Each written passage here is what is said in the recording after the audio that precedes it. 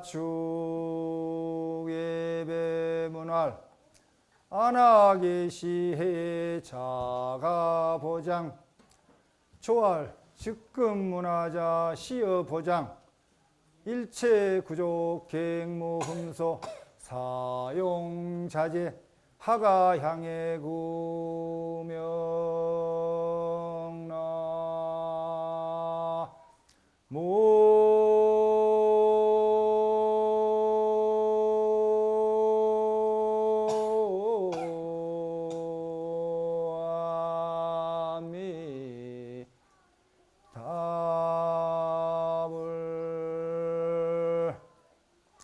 사충 예배문활 대주 스님이 절을 하고 예배하고 물었습니다. 마조 스님에게 물었죠.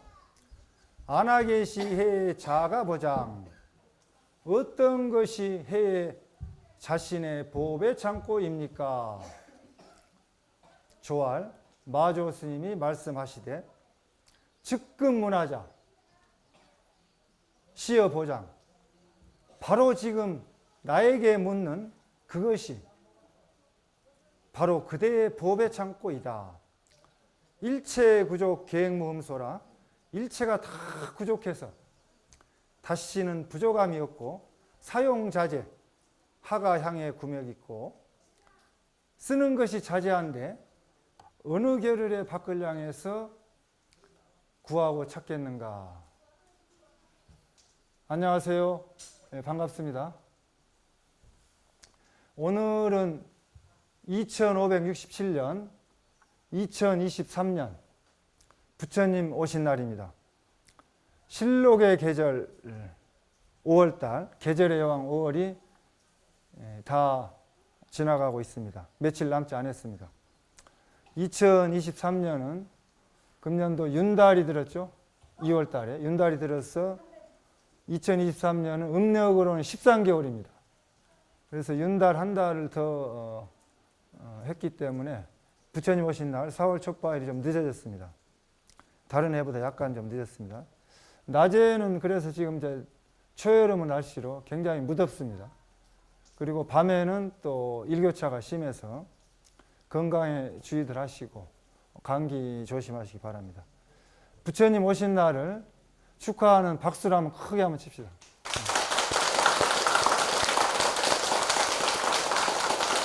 좀 더 크게 한번.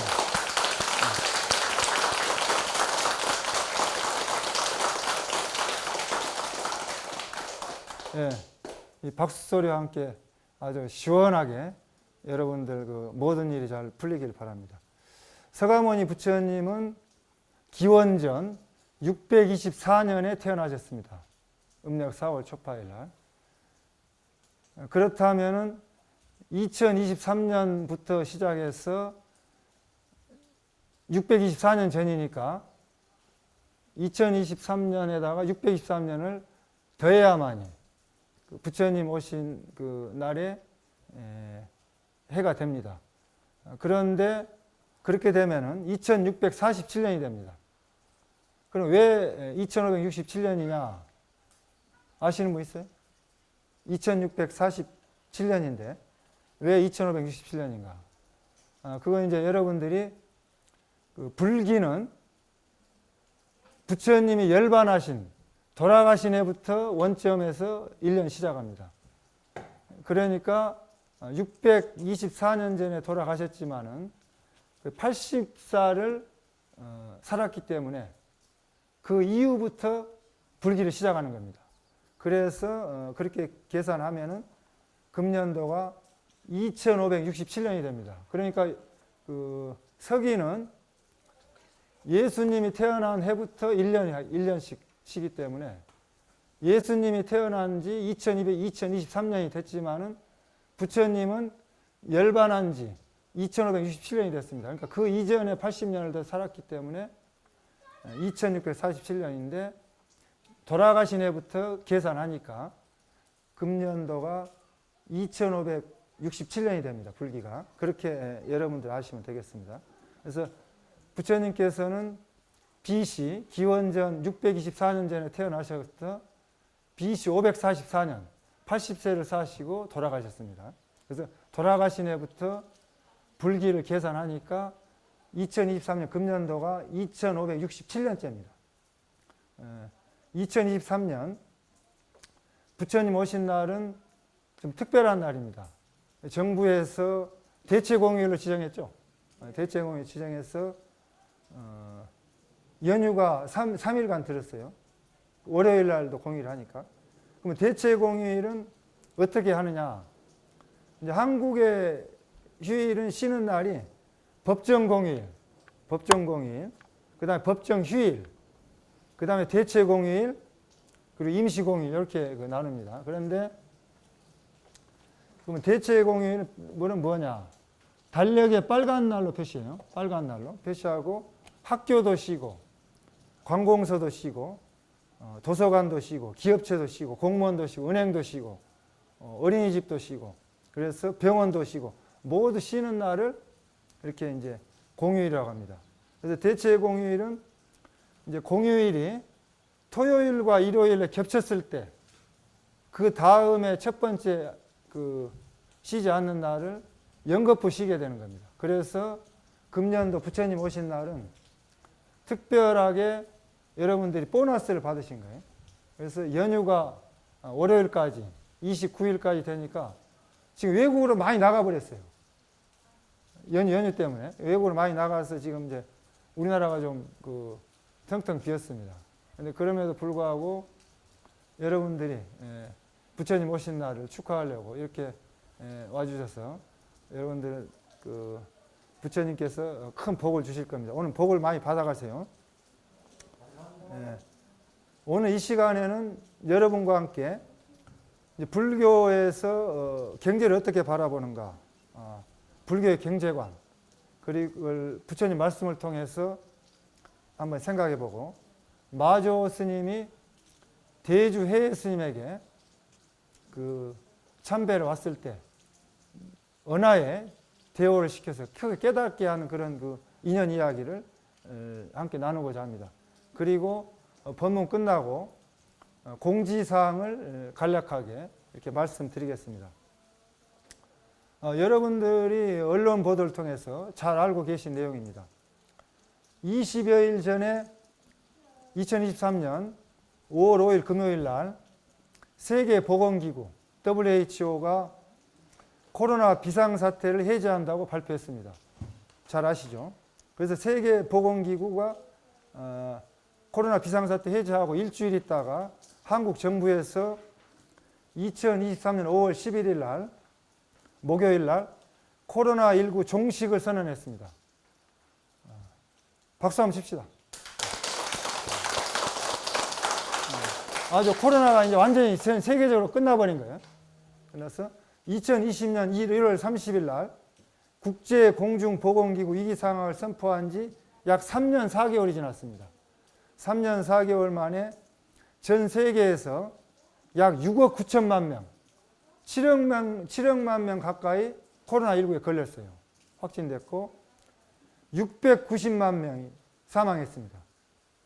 그리고 우리 한국에서는 3,100만 명 가까이 확진됐습니다.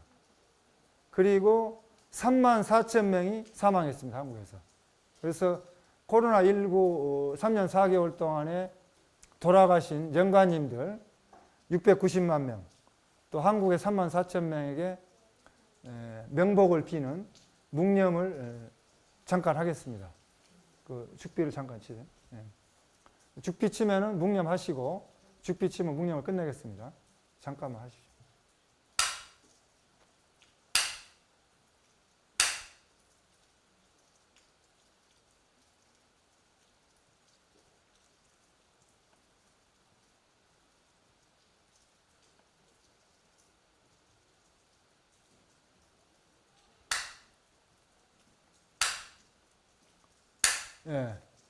전 세계 전염병으로 그렇게 많은 사람이 700만 명 가까이 사망했습니다.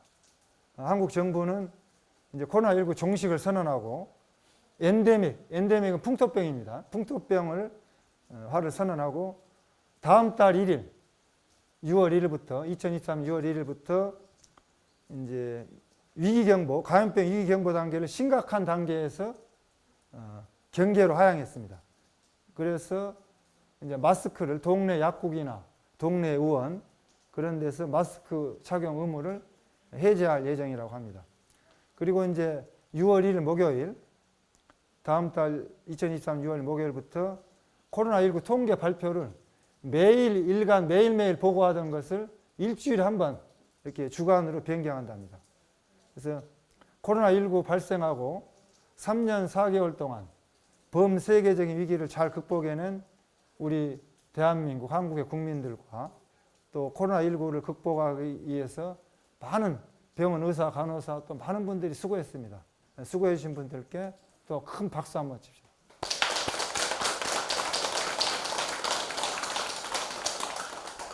코로나19가 3년 4개월 동안 지속되면서 많은 사람들이 경제적으로 어렵고 힘들어하고 있습니다. 그래서 이 시간에 경제에 대해서 한번 부처님 말씀을 통해서 한번 살펴보고자 합니다. 그리고 우리 불자님들이 경제에 대해서 정확하게 좀 알았으면 좋겠습니다. 스님이 선창을 하면 한번 따라 하시죠. 아한경에 나온 말씀입니다. 가난한 이가 와서, 좀 크게 하시죠. 가난한 이가 와서 구걸하거든 분수껏 아까워하지 말고 나누어 주어라. 빈손으로 왔다가 빈손으로 가는 인생의 삶. 나와 남이 둘이 아니고 한 몸으로 생각하고 베풀고 보시하라. 그렇게 부처님께서 아한계에 말씀했습니다. 여러분들이 누가 와서 나한테 좀 부탁을 하면은 나 같은 사람에게 부탁을 해서 감사합니다 하고 빚을 내서라도 좀 도와줘요. 그러니까 왜 여러분들이 못 도와주느냐? 마음이 없기 때문에. 마음이. 돈이 없는 게 아니라 돈이 없으면 빚을 내서라도 도와줄 수 있어요. 그래서 여러분들이 도와달라고 부탁을 하면은 기껍게 죽을 때 공수래 공수거, 빌공자 손수자 올레자, 빌공자 손수자 갈것자, 빈손으로 왔다 빈손으로 갑니다. 아무것도 못 가져가요. 그냥 기쁘게 갖다 보시하셔야 돼요. 그래서 그렇게 남을 도와줘라. 부처님께서 하신 말씀이에요. 그렇게 되면은 여러분들이 그 착한 행위, 선행을 통해서 공덕을 짓는 것 통해서 더 크게 복이 더 되돌아오게 되어 있습니다. 더 그냥 크게 막 복이 돌아오게 되어 있어요. 여러분들이 못 받으면은 다음 생에 받고 또 여러분들 자손이 받고 손자 대대로 받을 수가 있어요. 그래서 또 부처님께서는 안꾸따라니까의 경전에서 재산을 올바르게 정당하게 지혜롭게 사용하는 것을 강조했습니다. 또 이것도 한번 스님이 선창을 하면 한번 따라 하시죠. 비구들이여 세상에는 세 종류의 사람들이 있다. 무엇이 세 가지인가? 두 눈이 먼 사람, 두 눈 가진 사람, 한 눈만 가진 사람. 이 세 가지 부류가 있다. 비구들이여 두 눈이 먼 사람이란 어떤 종류의 사람인가? 여기에 어떤 사람은 재산을 얻거나 재산을 늘리는 눈, 안목을 가지고 있지 않다. 또한 악하고 착한 방법, 비난받고 칭찬받는 방법, 천하고 고상한 방법, 떳떳하고 밝은 방법, 떳떳하지 않고 어두운 방법을 아는 눈과 안목을 가지고 있지 않다. 비구드려 이러한 사람을 두 눈이 먼 사람이라고 부른다. 비구드려 두 눈을 가진 사람은 어떤 종류의 사람인가? 그 사람은 재산을 얻거나 재산을 늘리는 눈을 갖고 있다. 그는 또한 착한 방법과 악한 방법, 비난받고 칭찬받는 방법, 천하고 고상한 방법, 떳떳하고 밝은 방법, 떳떳하지 않고 어두운 방법을 잘 분별하는 눈과 안목을 가지고 있다. 비구드려 이런 사람을 두 눈을 가진 사람이라 한다.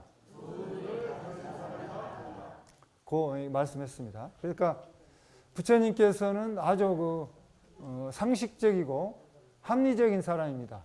그래서 여러분들이 어려운 얘기를 하신 게 아니에요. 평범하게 살아가면서 우리들이 일상생활에서 상식적인 이야기를 정확하게 잘 말씀하셨어요.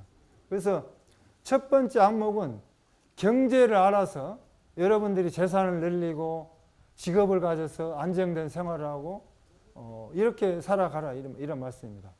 또 누구한테 비난받거나 칭찬받는 방법을 그런 것을 알아서 비난받지 말고 칭찬받고 또 떳떳하고 당당하게 살아가라는 말씀입니다. 그래서 이런 것을 모르고 여러분들이 무분별하게 살아가면은 손가락질 받는다는 얘기죠. 저 사람은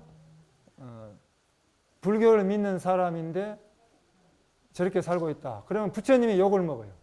손가락질 받는다는 얘기죠. 근데 부처님께서는 그런 말씀 안 하셨다는 얘기죠. 남에게 비난받을 행동을 하지 말아라. 또 재산을 늘리고 직업을 가져서 안정된 수입으로 이렇게 살아가라. 이렇게 말씀하셨습니다. 그래서 불교에서는 현대 자본주의 국가에 그런 경제를 중요시하는 걸 정확하게 잘 알고 있습니다. 그래서 그 두 번째는 인격적인 부분, 정신적인 부분입니다. 그래서 훌륭한 인격을 가지고 살아라. 경제적인 동물이 되지 말라는 얘기죠. 그래서 여러분들이 살아가면서 경제와 또 인문학, 여러분의 정신적인 부분에서 잘 이렇게 살아가라는 말씀입니다. 그래서 세속에서 생업을 가지고 직업을 가지고 살아갑니다. 그래서 불교는 이제 자본을 다루는 기술적인 걸 잘 알아서 부자가 돼서 남에게 베풀고 도와줘라 이런 거예요. 그런 말씀하신 겁니다. 그래서 복도 짓고 지혜도 닦아라. 복과 지혜를 함께 쌍수해라. 이런 말씀입니다. 그래서 복도 지어야 되고 복은 짐을 받습니다. 지금 우리나라는 세계에서 굉장히 잘 사는 나라입니다. 세계 각 국가별로 국내 총 생산이 GDP 순위가 작년 22년도 자료에 하면 한국 약 1조 8천억 달러, 약 2022년 10월 기준 환율로 약 2,500조 원 일이 됐습니다. 그래서 전 세계에서 몇 등인가? 몇 등인지 아시는 분? 12등입니다. 12등. 12등, 12위에. 세계 은행 자료에, 유엔 자료에 약간 차이가 있는데 2021년 IMF 자료에는 한국이 10등에 나와요. 10등. 또 세계 은행 자료와 유엔 자료에는 12에서 12위로 나옵니다.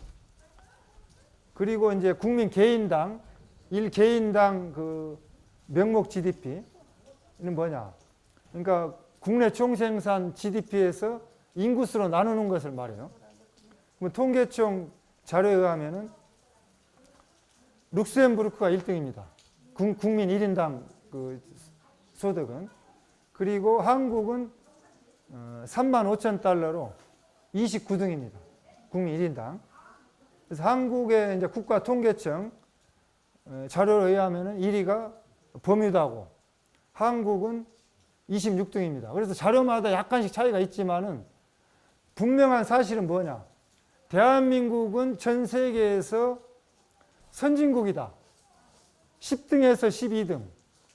그런 잘 사는 나라다. 240개 국가 중에서. 굉장히 잘 사는 나라죠. 박수 한번 칩시다. 근데 이제 좀 창피하고 부끄러운 말씀을 해야 되겠어요. 굉장히 이게 지금 불편한 진실입니다. 어떤 진실이냐? 이제 언론에 보도되어 가지고 여러분도 이제 잘 알고 계시는 내용입니다. 8년 전 2015년도 마스터카드 아시아 태평양 마스터카드 자료에 가면은 아시아 태평양 16개 국가 금융 지식 지수 조사를 했습니다. 그때 금융 지식 수준이 아시아 태평양 지역 16개 국가 중에서 15등입니다. 대한민국이. 그래서 한국의 여성의 금융 지식 수준은 베트남 그리고 방글라데시, 미얀마 여성의 수준보다도 낮게 나타났습니다. 그래서 이제 금융의 기본 개념 중 복리 개념을 이해하는 주부가 21.9%에 불과했습니다.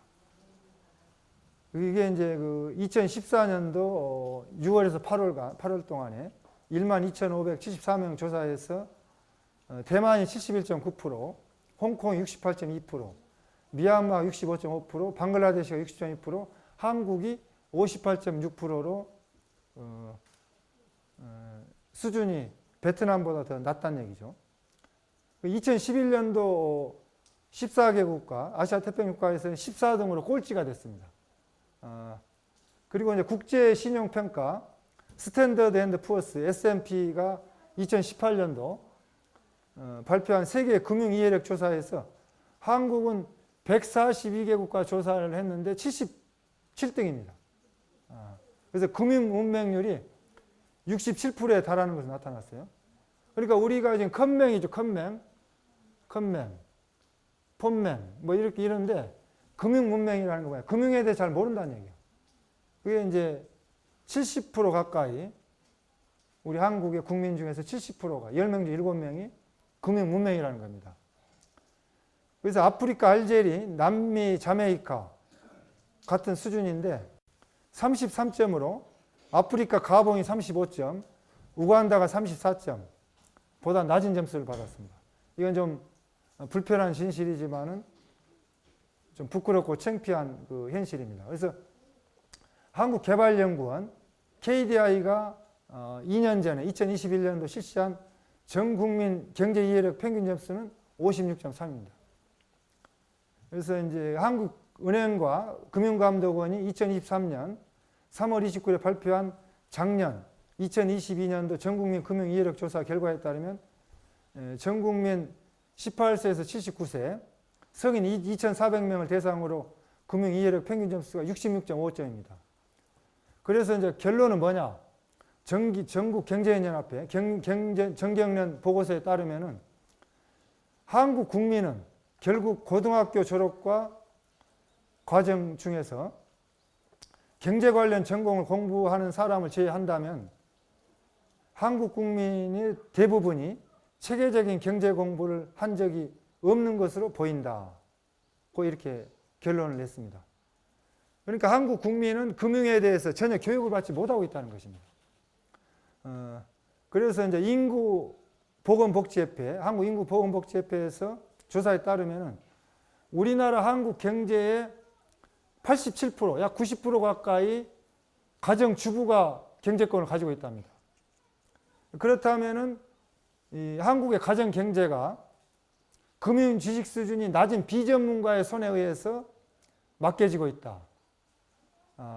물론 이제 전 국민이 금융 문맹이 70% 가까이 되니까 거의 다 비전문가이지만은 특히 여성 주부가 가정 경제권을 가지고 있으면 비전문가가 있다는 얘기죠. 그것은 뭐냐? 금융 지식이 낮은 비전문가가 가정 경제를 끌어가면은 무면허 운전수가 면허증 없는 운전수가 가족을 태우고 운전하는 것과 똑같다는 겁니다. 다 가족이 죽을 수가 있다는 얘기예요. 그렇다면은 무면허 운전수가 가족 전체의 생명을 잃어버리게 할 수도 있긴 위험한 그런 결과니까 가족 중에서 누군가 경제 공부를 한 사람 해야 된다는 얘기예요. 경제에서 알아야 된다는 얘기예요. 전문가가 돼야 한다는 얘기예요. 그래서 이제 경제 전문 공부를 해야 되는데 미국 연방준비사의 의장을 20년간 역임한 1987년부터 2006년까지 역임했죠. 전 의장 앨런 크리스턴이 이렇게 말씀했습니다. Literacy makes life difficult, but financial knowledge is essential to the extent that one's survival depends on financial literacy. 문명은 생활을 불편하게 하지만 금융 문명은 생존의 문제이니 금융 지식은 필수다. Literacy makes life difficult. 문명은 생활을 불편하게 하지만 that one's survival depends on financial literacy. 금융 문명은 생존의 문제이니까 Financial knowledge is essential. 금융지식은 필수이다. 금융지식은. 이런 말씀을 했습니다. 그래서 현대 자본주의 국가 사회에서 금융지식은 생존에 관련된 중요한 것입니다. 그럼에도 불구하고 전 세계 240여 개 국가 중에서 10등에서 12등 경제 대국인 대한민국, 한국의 전 국민의 금융지식에 관해서 금융 문맹률이 67%라는 것은 놀라운 사실입니다. 그리고 불편한 진실입니다. 대책 마련이 시급합니다. 그래서 전 세계 최고 수준의 교육 인프라를 가지고 있고 전 세계 교육열을 자랑하는 한국에서 한국 국민의 금융 문맹은 참으로 부끄러운 현실입니다. 그래서 이제 금년도 2023년 3월 국회에서 전 국민을 대상으로 금융교육 확대를 위한 금융교육진흥법안을 발의된 상태에 있습니다. 그래서 국회에서 이 사실을 알고 국민들에게 금융교육을 시켜야 되겠다. 그래서 학교에서부터 가르쳐야 된다. 학생 때부터. 그리고 금융교육이 이루어질 수 있게 해서 학교를 졸업하고 성인이 된 후에도 사회에 나가가지고 경제활동하는 과정에서 합리적인 경제활동, 의사결정할 수 있게끔 가르쳐줘야 된다. 가르쳐줘야 돼요. 교육을 못 받았기 때문에 이런 현상이 나타나는 것이죠. 그래서 그런 가르쳐주는 것이 금융교육진흥법안의 목적이라고 합니다.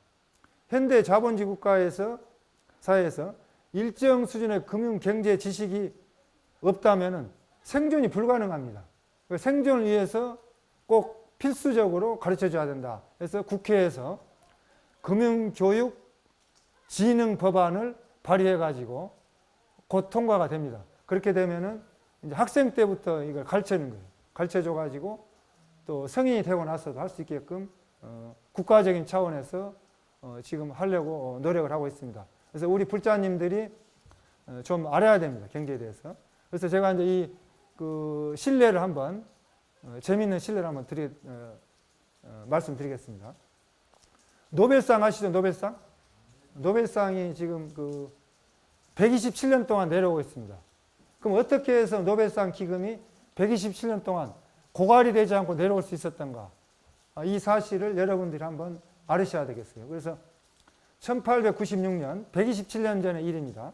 금년 2023년이니까 1896년이면 127년 전에 노벨이 980만 달러, 쉽게 10배로 하나로 계산하면 98억 원을 기금으로 내놨습니다. 980만 달러, 98억 원을 노벨상 기금으로 초기 자본을 내놓았어요. 그런데 매년 500만 달러씩 상금을 줘야 돼. 그 돈에서. 그 상금을 시장하고 나다 보니까 127년, 1896년에 시작해가지고 57년이 지나니까 1953년도 노벨상 기금이 고갈될 위기에 나온 거예요.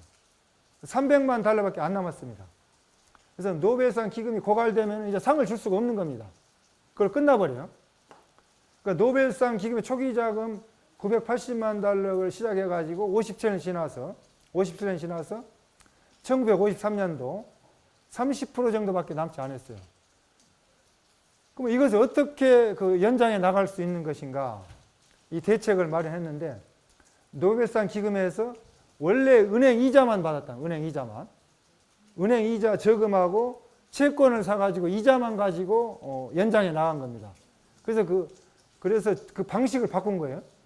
주식과 부동산에 투자하자 위주로 완전히 그 기금 그 관리를 바꿔버린 거예요.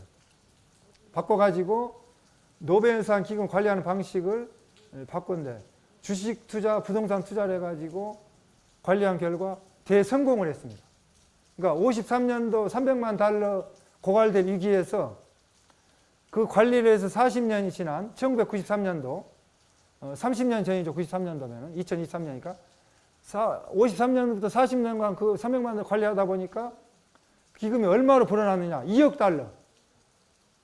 2억 달러면 단순하게 계산해서 하나로 2조 원입니다. 2조 원. 엄청나게 늘어나 버린 거예요. 고갈되지 않고. 그리고 계속 상금을 주는 겁니다. 이제 물론 이제 노벨상 기금을 관리하는 사람들은 모두가 다 전문가들입니다. 최고의 전문가들이에요. 그래서 자산관리 전문가들로서 투자에 관한 지식과 경험이 풍부한 전문가들이기 때문에 가능한 것이었습니다. 그래서 가난하면 자신감이 없습니다. 자신감이 없고 지혜가 짧아지고 조급해질 수 있습니다. 그래서 수백억 원대의 부자가 여러분들 되고 싶을 겁니다. 그러면은 부자가 되고 싶지 않으신 분 손 들어보세요. 부자가 되고 싶은 분 손 들어보세요. 그 부자가 되고 싶은 사람은 간단해요. 이 세 가지 사실만 여러분들이 실천하면 됩니다. 이걸 이론인데 제가 가르쳐 드리겠습니다. 어디까지나 이론입니다. 근데 이제 실천은 쉽지가 않아요. 이론상으로 수백억 원대의 부자가 되고 싶다면은 세 가지 조건만 여러분들이 실천하면은 부자가 될 수 있습니다. 첫 번째가 뭐냐? 고정된 저축을 해야 됩니다. 매달 얼마씩 고정된 저축을 해야 돼요. 근데 먹고 살기도 힘들고 생활비로 쓰고 나면 저축할 여유 또 없는데 어떻게 합니까? 근데 일단 저축을 해야 돼요. 옛날에 다 저축을 하고 살았습니다. 저금 통장이 있었는데 요즘 사람들이 저축을 안 해요. 주 5일제다 보니까 토요일날 일요일날 놀러 가가지고 생활비보다 더 많이 써버려요. 그래서 관리가 안 되는 거예요. 그래서 저축을 못 하는데 일단 저축을 해야 됩니다. 두 번째는 뭐냐?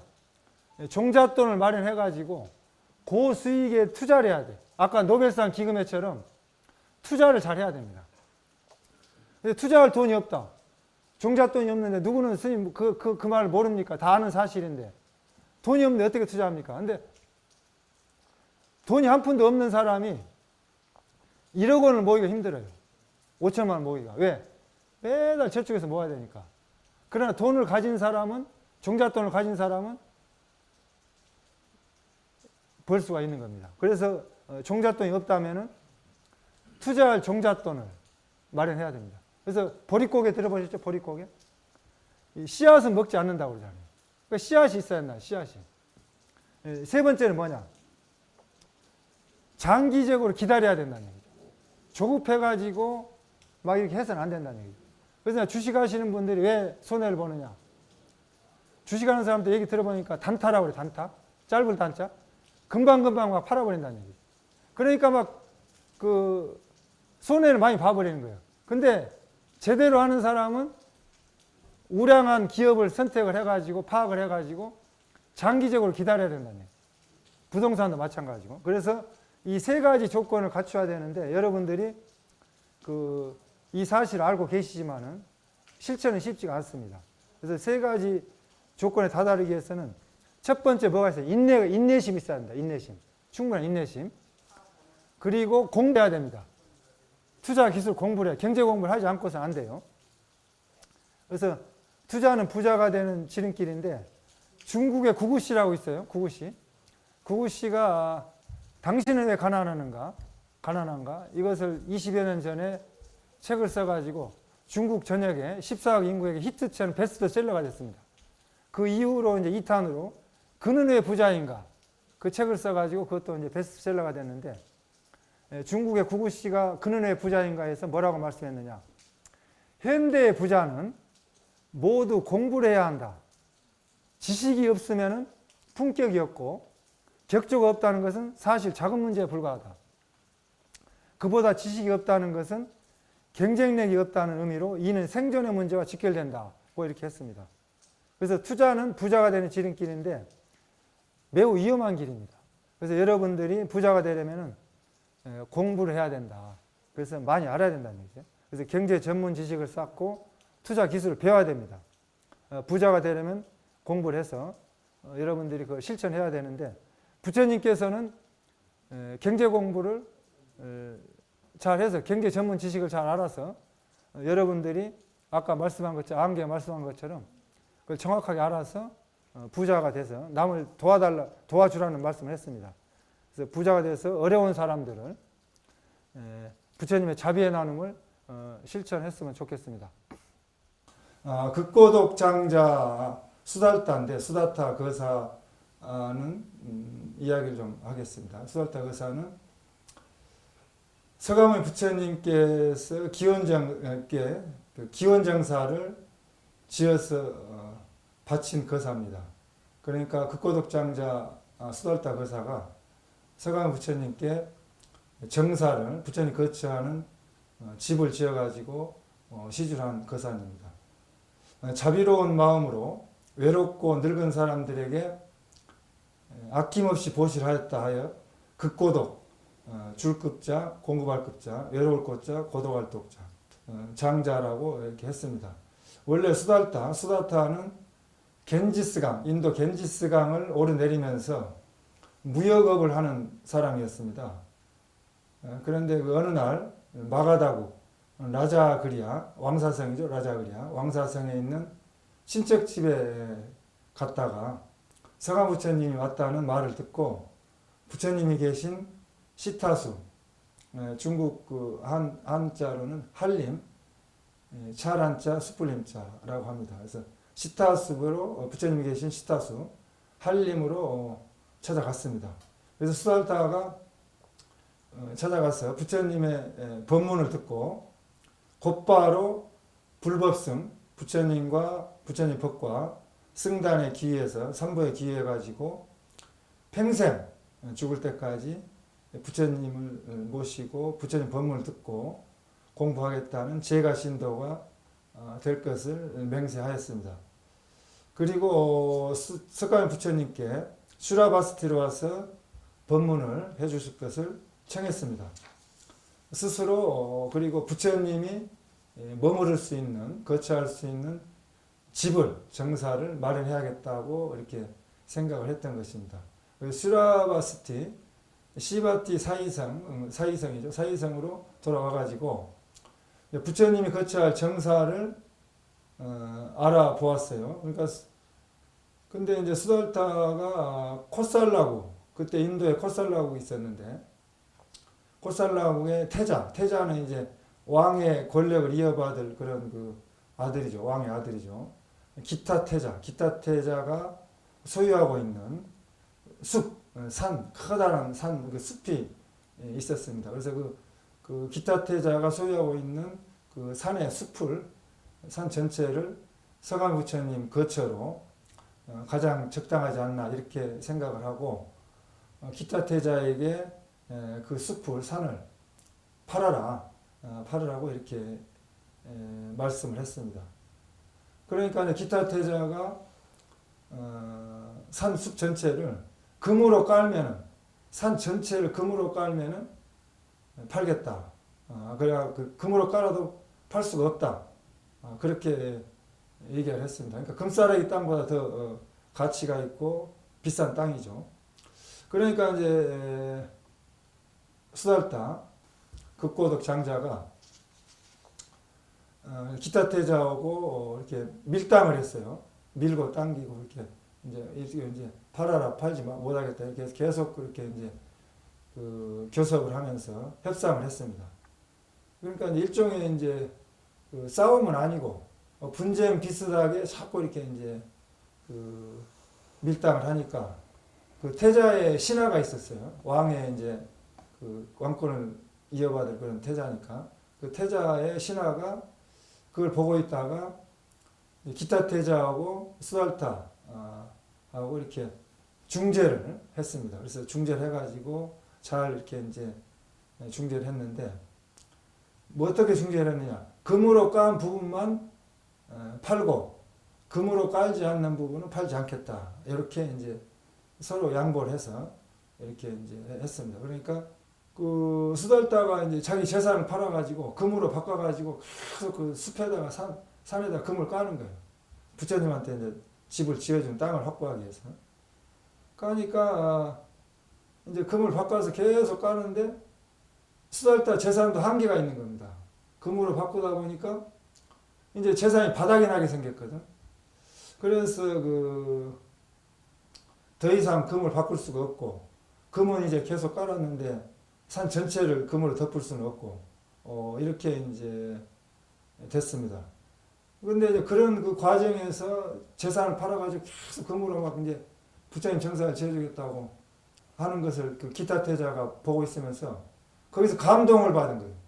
감동을 받아가지고, 야, 어떻게 자기 전 재산을 다 팔아가지고 금으로 깔아가지고 부처님이 그 머무를 그 집을 짓겠다고 땅을 확보하겠다고 저렇게까지 그 신심과 정성으로 할 수가 있는가.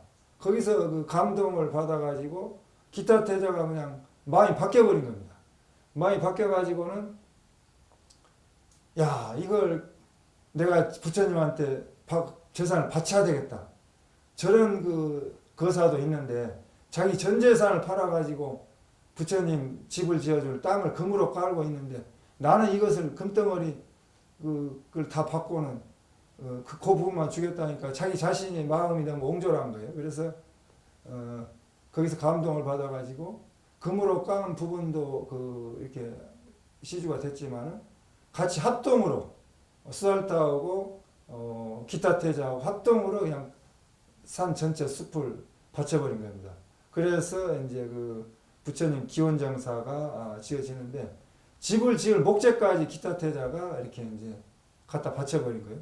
그러니까 이제 땅도 바치고 또 수달다는 금으로 바꿔가지고 그걸 깔아서 바치고 해서 기원정사가 완전히 그 금덩어리, 금싸라기 땅을 다 바쳐서 부처님의 기원정사를 짓는데 그때 이제 사리불 그 부처님의 10대 제자 중에 하나 사리불 제자가 있었습니다. 그래서 사리불이 집을 짓는데 어떤 식으로 지어라 이렇게 이제 그 자문을 해줘가지고 그 조언을 들으면서 수달다의 전 재산을 바치고 기타태자가 숲을 바치고 해서 그 기원정사가 만들어져서 서가모니 부처님께 바쳐진 것입니다.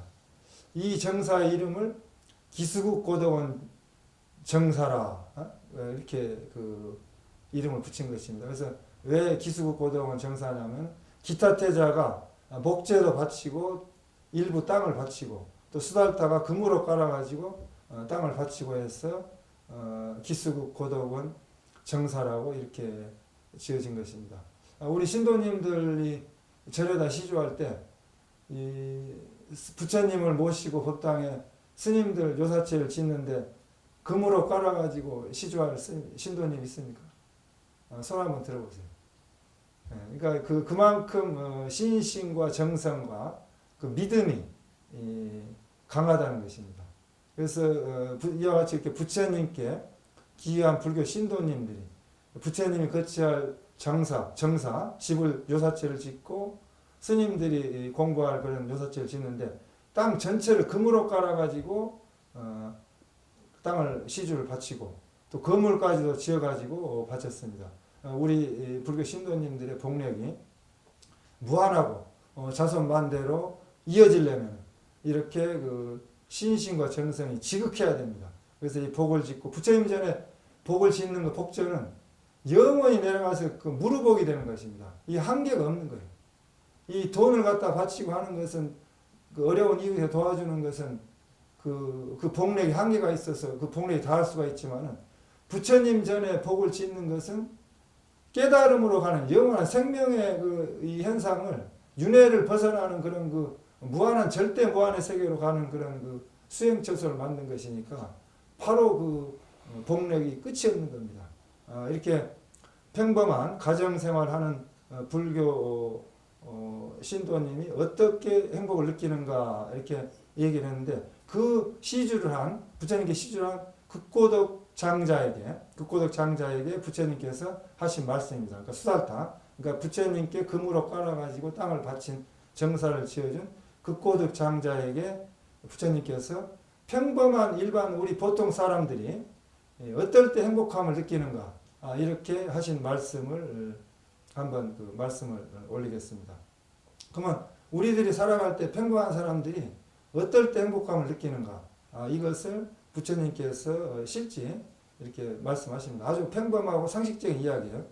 첫 번째, 정당하고 떳떳하게 번 재산을 경제적인 안정과 만족한 삶을 누릴 때 행복을 느낄 수 있다. 그러니까 우리 행복이라는 것은 멀리 있는 게 아니고 우리가 안정된 직장을 가지고 직장에서 월급을 받고 또 내가 일할 수 있는 일자리가 있고 아르바이트를 하고 해서 정당하고 떳떳하게 번 돈을 가지고 그걸 가지고 먹고 살아갈 때 그게 행복이라는 거예요. 행복이 먼데 있는 게 아니라 내가 벌어서 내가 벌어먹고 사는 것이 행복이다. 아주 상식적인 이야기라는 것이죠. 무슨 뭐 행복을 멀리서 찾게 하는 거죠. 우리 불자님들이 직업을 가지고 떳떳하게 번 재산으로 안정된 삶을 살아야 된다. 그러니까 불교는 이런 그런 그 허무맹랑한 허황된 이야기를 절대 한 일이 없습니다. 아주 누구나 알아들어서 쉬운 이야기로 또 평범한 이야기를 하신 거예요. 그래서 경제적으로 안정된 삶과 정신적으로 만족한 삶을 살아가야겠습니다. 그래서 그러한 삶을 살 때 행복할 수가 있다. 행복은 첫 번째 직장을 가지고 경제적인 안정을 가질 수 있는 것이 그런 데서 느낄 수가 있다. 그래서 현대 자본주의 국가에서 우리들이 살아갈 때 당연한 그런 그 말씀입니다. 국가에서 해야 될 그 일들을 부처님께서는 말씀하신 것입니다. 두 번째, 돈만 벌어서 행복한 게 아니라는 것이죠. 두 번째, 자기 자신은 물론 내가 벌어서 내가 먹고 살지만은 내 의식주 내가 해결하지만은 내 혼자만 먹고 살 게 아니라 내 부인도 먹여 살리고 내 아들도 먹여 살리고 내 딸도 먹여 살리고 가족을 다 먹여 살린다는 얘기죠. 가족에게 베푼다는 거죠. 그러니까 가장이라는 게 뭐예요? 집에서 돈을 벌어와가지고 직장에 나가서 돈을 벌어와가지고 집안 식구를 먹여 살린다는 얘기죠. 그 베푸는 거예요. 그게 가족에게 베풀고 또 자기가 어느 정도 여유가 있으면 친척에게도 베푼다는 거예요. 친척, 가까운 친척, 사촌, 뭐 팔촌 이렇게. 그다음 또 친구들에게도 베풀고 친구들에게 밥도 사고 또 소외된 어려운 이웃들, 연고가 없는 그런 사람들에게도 베풀고 보시할 때 또 이렇게 남을 도와줄 때 자선 사업을 하거나 또 이렇게 그 평범하게 복지 활동을 할 때 행복을 느낀다. 그것이 행복이다. 그러니까 부처님께서는 내만 먹고 살 게 아니라 본인이 벌어서 먹고 살고 여유를 그런 그 있는 그 재산을 가지고 가족도 먹여 살리고 이웃이나 친척도 먹여 살려라. 이렇게 베풀어라. 지금 요새 이제 결혼들 안 하시는데 부처님께서는 결혼하지 말라는 얘기 한 일이 없어요. 내가 벌어서 가족도 먹여 살리라는 거예요. 제가 신도님들은 결혼해서 가족도 먹여 살리고 친척도 도와주고 이렇게 해야 되는 것이 불교입니다. 그래서 불교는 결혼 안 하는 것은 출가한 스님들이 안 하는 것이지 우리 제가불자님들은 이런 평범한 사회생활 해 나가는 데서는 당연히 이렇게 그 가족을 이끌어가고 또 더불어서 친구와 이웃을 도와서 가야 된다. 또 불우한 이웃을 도와줘야 된다. 또 가족에게 필요한 것을 나눠줘야 된다. 이렇게 말씀을 하시고 그때 행복감을 느낀다. 이렇게 말씀을 했습니다. 또 세 번째, 빚을 지지 않고 살아갈 때 행복을 느낀다. 그러니까 지금은 이제 빚을 많이 진 사람들이 있는데 어려워서 그러니까 어떤 사람이 그래요. 뭐 저녁에 누워서 잘 때 천장을 바라보면 천장에서 빛이 막 그냥 빚진 그 돈이 왔다 갔다 한다고 그러는데 빚이 없으면 살겠다는 그런 사람도 있습니다.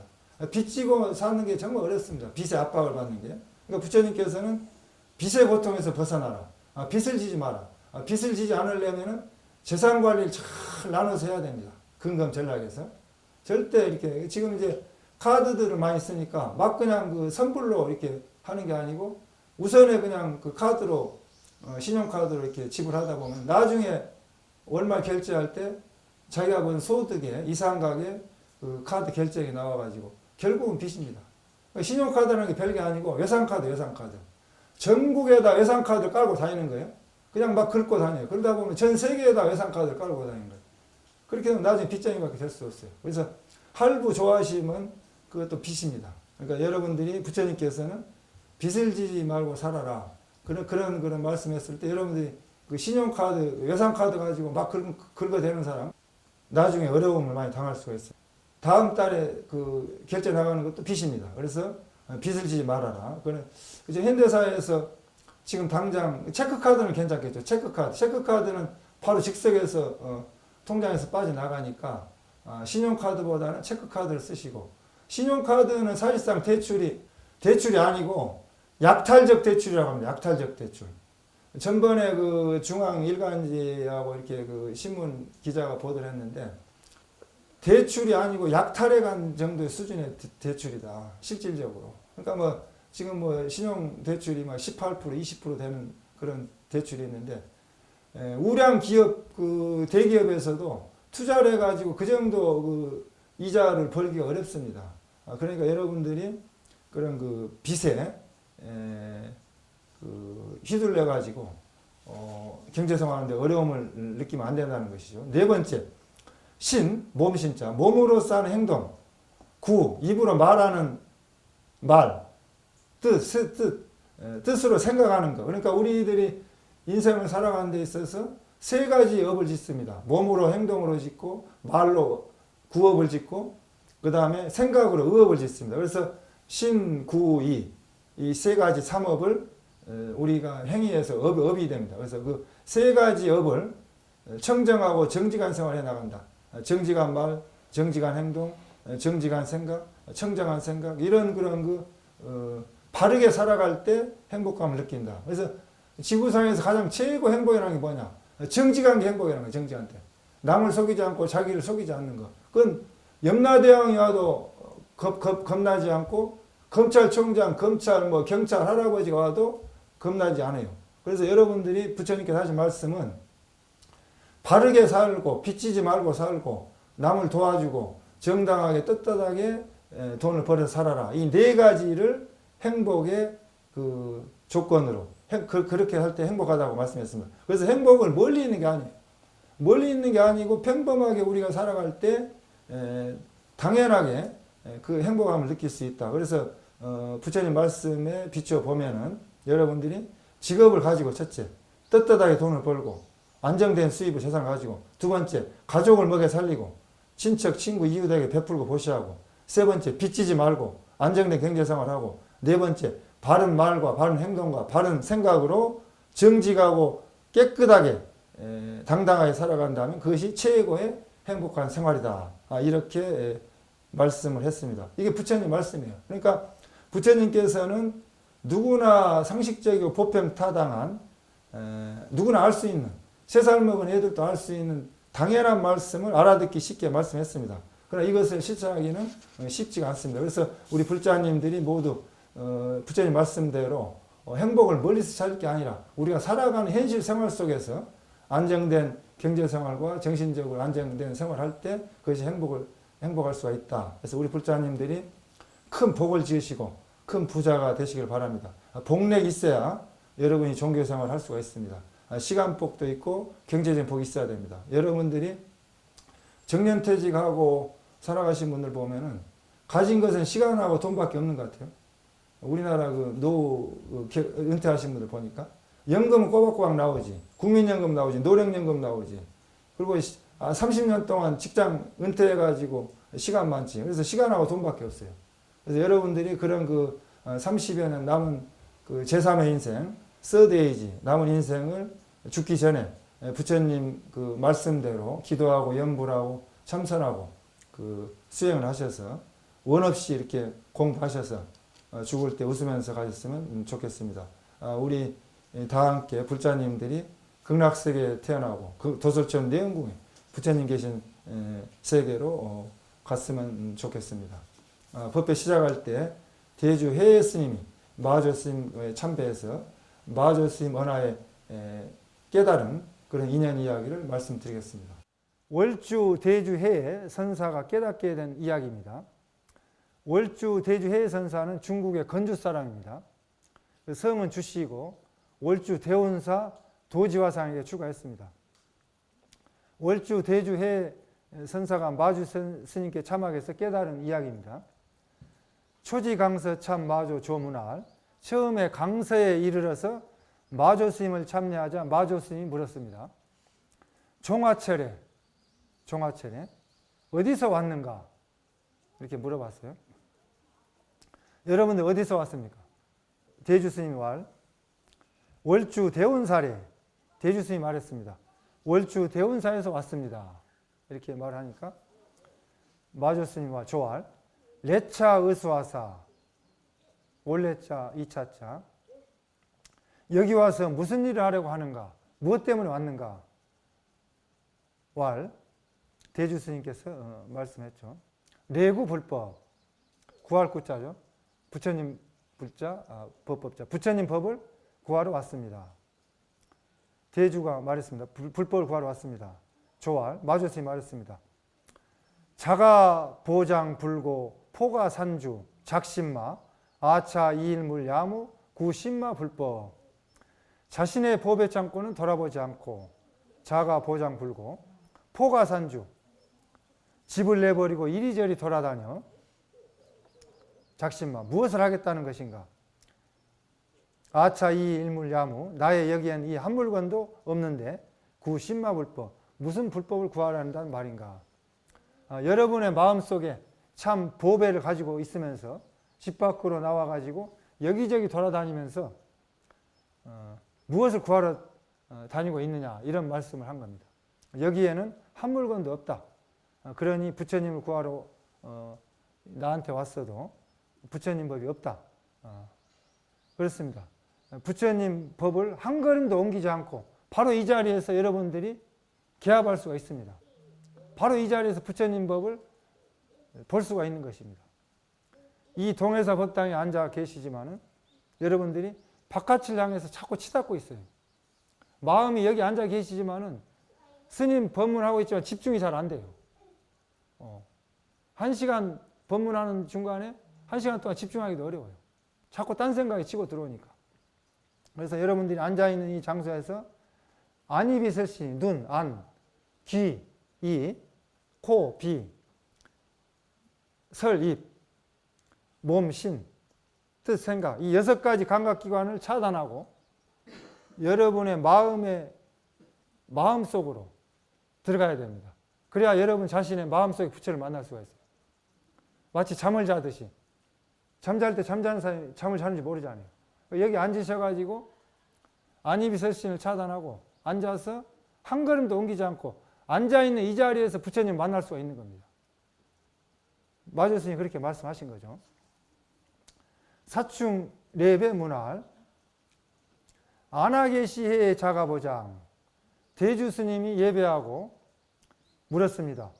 어떤 것이 아나게시 어떤 것이 아는 음을 나타내는 어조사고 어느 것이죠 어느 것 어떤 것이 해의 자신의 법의 창고입니까? 마조 스님이 말 즉금 문하자 지금 나에게 묻는 시여 보장 그것이 너의 법의 창고이다. 일체 구족 객무음소 일체가 모두 구족하여 다시는 부족함이 없고 사용 자제 쓰는 것이 자제한데 하가 향해 구명 어느 계율의 밖을 향해서 구하고 찾겠는가? 바로 지금 마조 스님에게 묻는 바로 너 자신이 바로 내 법의 창고다 이렇게 말씀을 한 겁니다. 그래서 증문하자 지금 나에게 묻는 것이 시여보장 바로 그대의 법의 창고이다. 일체 구족 일체가 모두 구족해서 객무음소 다시는 부족함이 없고 사용 자제 쓰는 것이 자제한데 하가양의 구명 어느 계율의 밖을 향해서 구하고 찾겠는가 이렇게 말씀을 하니까 사어나 대주 스님께서 그 말 끝에 자식 본심 분류지각 용양내사 대주 스님이 언하에 마조 스님 말 끝에 스스로 본래의 마음을 깨달아 알고 자기도 모르게 뛸 듯이 기뻐하며 감사의 절을 올렸습니다. 이렇게 대주 회 스님께서 마조 스님 말 끝에 본심을 깨달은 겁니다. 그래가지고 뛸 듯이 기뻐서 마조 스님께 감사의 절을 올렸다. 대주 회 스님은 마조 스님 말씀 하나에 대주 스님 스스로 본래 자신의 마음 본심을 깨달았습니다. 언하되어 했죠. 말 한마디, 말 끝에 크게 깨달은 것입니다. 마조 스님이 대주회의 스님에게 대주회의 스님, 스님이 바로 지금 현재 나에게 묻는 그것이 바로 대주회의 스님 그대 자신의 법의 창고이다. 는 것입니다. 무엇이 지금 나에게 묻고 있는가?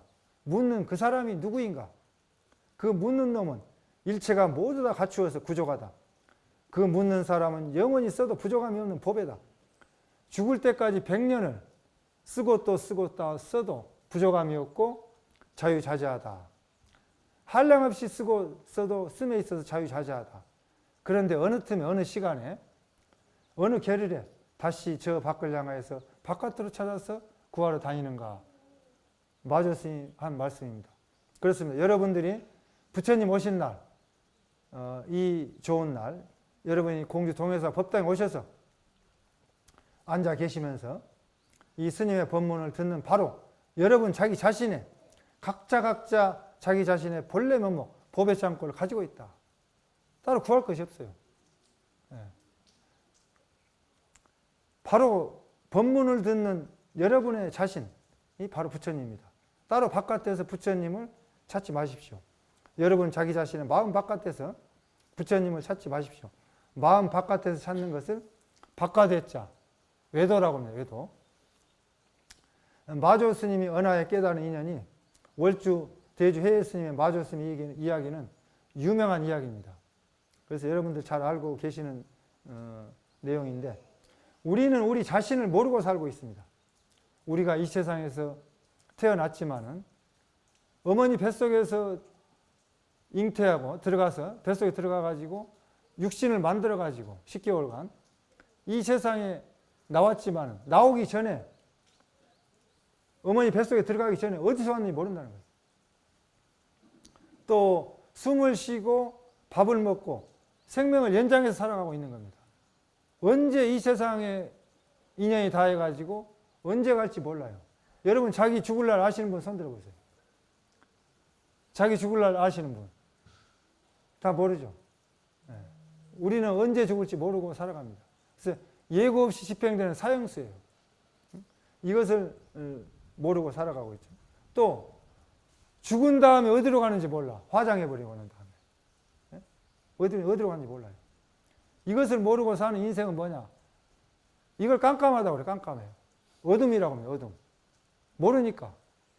아까 그 금융 문명처럼 모르다는 얘기예요. 문명처럼 글씨를 모르고 내 자신을 모른다는 겁니다. 우리는 우리 자신에 대한 문명을 모르고 살고 있습니다. 그래서 부처님께서 2567년, 2647년 전에 이 세상에 태어나셨는데 왜 이 세상에 오셨는가? 여러분들 자신을 깨달으라는 말씀입니다. 그 말씀 하려고 오신 거예요. 내가 나를 모르고 살아가니까 내가 내 자신을 알고 살아가라. 부처의 삶을 살아라는 겁니다. 그래서 여러분 동해사 법당에 오셔서 부처님 오신 날 봉축 법회를 하고 있습니다. 이 동해사 법당에 오셔서 앉아 계시는 여러분은 누구입니까? 이것이 무엇인고? 이것이 화두입니다. 이먹고 화두를 들어서 참고를 하시기 바랍니다. 스님이 선착하면은 따라서 한번 하시기 바랍니다. 이것이 무엇인고? 좀 크게요. 이것이 무엇인고? 이것이 무엇인고 하는 이 사람이 무엇인고? 이 먹고 여러분이 여러분 자신을 몰랐으니까 그 모르는 것이 화두입니다. 내가 나 자신을 모르니까 그게 화두예요. 화두라는 게 내가 나를 모른다는 거예요.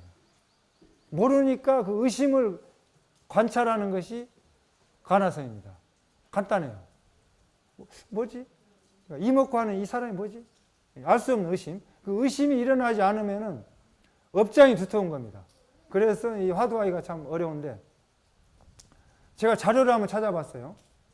자료를 찾아보니까 100년 동안 사람이 산다 과정을 했을 때 1년 365일이죠. 365일이니까 100년을 살면 며칠입니까? 며칠이죠? 100년 곱하기 365일이죠. 그러면은 36,500일입니다. 36,500일은 시간으로 계산해 봤어요. 시간으로 계산하니까 36,500일 곱하기 하루가 24시간이니까 24를 곱해야 되죠. 곱하니까 몇 시간이 나오냐? 87만 6천 시간이 나와요. 87만 6천 시간을 살고 죽는 겁니다. 100년 살면은. 그러면 사람이 태어나서 죽을 때까지 먹는 음식의 양은 얼마냐? 통계를 해보니까 62톤을 먹는답니다.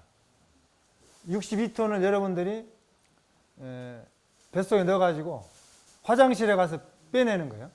62톤이 얼마나 많냐? 2톤 트럭으로 30톤이면 60톤이죠. 31대. 2톤 트럭에다가 음식을 가득 세워가지고 31대분을 먹고 사는 거예요. 화장실에다 얼마나 배설해내겠습니까? 엄청난 만량을 배설하겠죠. 먹고. 그럼 100년 산다고 했을 때 숨을 몇 번 쉬는가? 계산해봤어요. 약 보통 13,500번 정도 쉬는데 7초에 한 번 쉰다고 했을 때 계산해보니까 12,300번 정도 됩니다. 그래서 그 13,000번으로 계산했을 때 4억 7,450만 번 쉽니다. 약 숨을 여러분들이 5억 번을 쉬고 있는 거예요. 5억 번. 그러니까 산소호흡기를 꽂아놓고 5억 번을 계속 산소호흡기 펌프질 하는 거예요. 5억 번을. 거기서 5억 번 숨을 쉬는데 5억 번 중에 한 번만 쉬었다 못 쉬면은 죽는 겁니다. 근데 여러분 그걸 모르고 있어요. 무의식적으로 쉬니까. 내가 숨을 쉰다는 걸 5억 번 쉰다는 걸 숫자를 못 세고 있잖아요. 하루에 14,000번, 13,000번을 숨을 쉬는데 그 숨을 횟수를 안 쉬니까 그렇지 계속 세보세요. 그렇게 살고 있습니다. 5억 번 정도. 그러면 잠을 몇 시간 자느냐? 하루 8시간 잔다고 했을 때 100년 동안에 33년을 잡니다. 33년. 약 그 시간을 계산하니까 29만 2천 시간이에요. 여러분 잠을 29만 2천 시간 잠을 자고 있어요. 그 다음에 이제 그 결혼한 부부들이 부부 생활하는데 부부 생활을 몇 번 정도 하느냐? 3,000번에서 6,000번 한다고 합니다.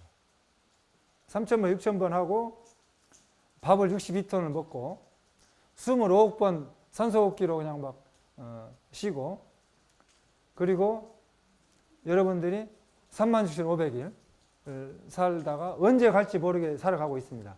우리가 그 지금 100년 산다고 했을 때 산다는 의미가 뭡니까? 그러니까 지구상에 태어나서 죽지 않는 사람이 없죠.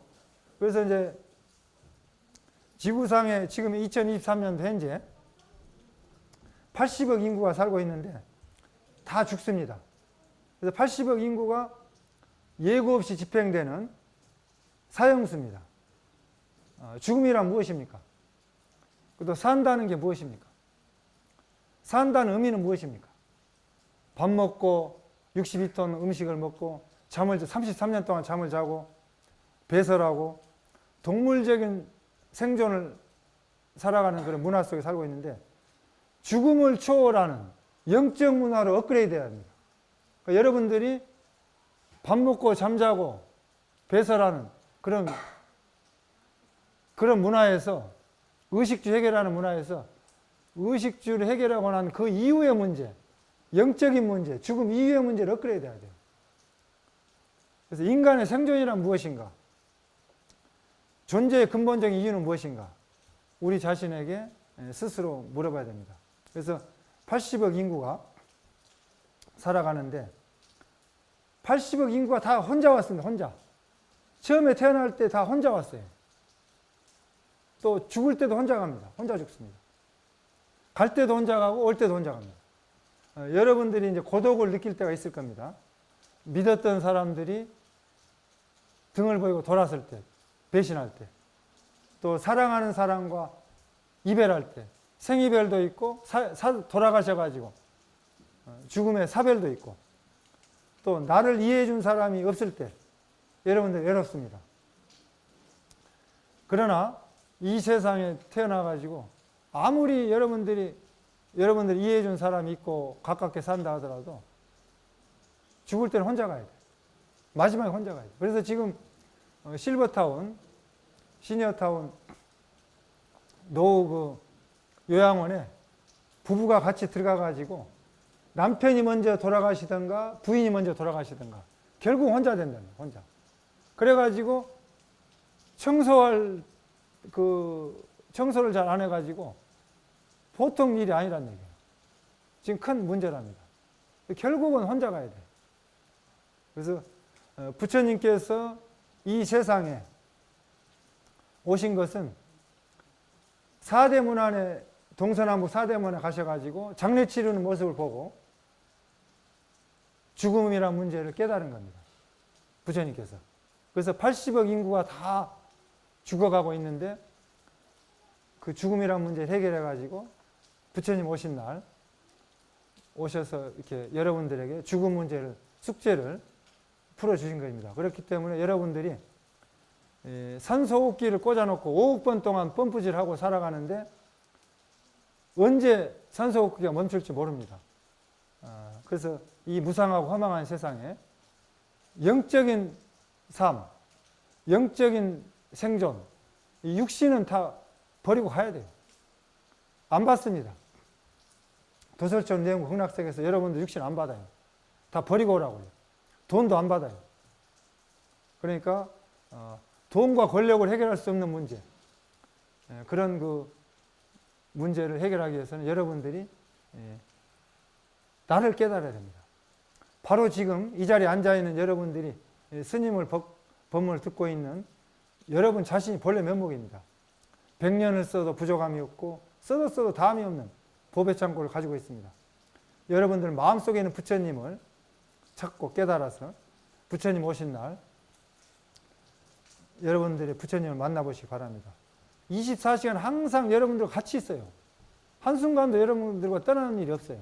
잠을 잘 때도 있습니다. 같이 있습니다. 그래서 마조 스님께서 즉근문하자. 바로 지금 나에게 묻는 그것이 바로 그대의 보부창고이다. 시어보장. 일체 구족. 일체가 모두 구족해서 계획무음소. 다시는 부족함이 없고 사용자재 쓰는 것이 자제한데 하가 향해 구면 어느 길에 밖을 향해서 구하는가. 밖에서 구하지 말라는 겁니다. 바로 지금 이 자리에 앉아있는 여러분들이 여러분들의 법의 창고이고 부처님입니다. 그래서 은하에 대주스님께서 확철대오해서 크게 깨달았습니다. 여러분 각자 자기 자신의 법의 창고 마음속에 부처님을 찾기 바랍니다. 바깥을 향해서 구하지 마시고 바로 지금 여러분 눈앞에 현존하는 여러분의 마음속의 부처님을 2023년 2567년 불기 4월 초파일 날 만나보시기 바랍니다. 여러분 몸은 언젠가 버려야 됩니다. 그날이 언제일지 몰라요. 아무도 모릅니다. 60세가 넘으면은 먼저 간 사람이 선배라고요. 언제 갈지 모른다는 거예요. 이 세상에 올 때는 순서대로 왔습니다. 근데 갈 때는 순서가 없다고 그래요. 젊다고 안 죽는 거 아닙니다.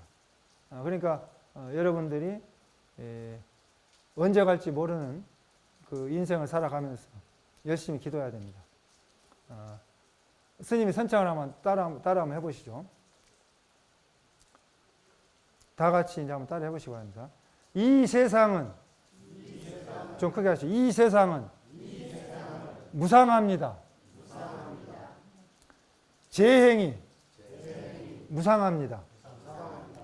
오온이 공합니다. 내가 없습니다. 나라는 존재는 없습니다. 이 세상은 무상하기 때문에 괴로운 것입니다. 여러분들이 이제 무상하다는 것을 철저히 깨달아야 돼요. 무상을 깨닫지 않고서는 이 절에 100년을 다녀도 절에 다닌 게 아닙니다. 그래서 가장 기본이 뭐냐? 기초교리가. 재행이 무상하다는 걸 알아야 돼요. 재행이 무상하다.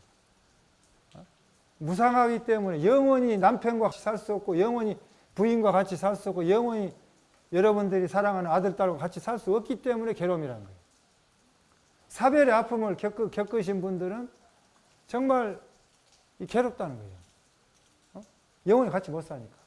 그래서 괴로움에서 벗어나는 길은 뭐냐?